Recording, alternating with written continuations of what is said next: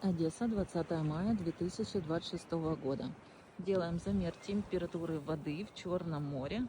Водичка, посмотрите, какая просто кристально чистая. Море сегодня спокойное. Видно полностью.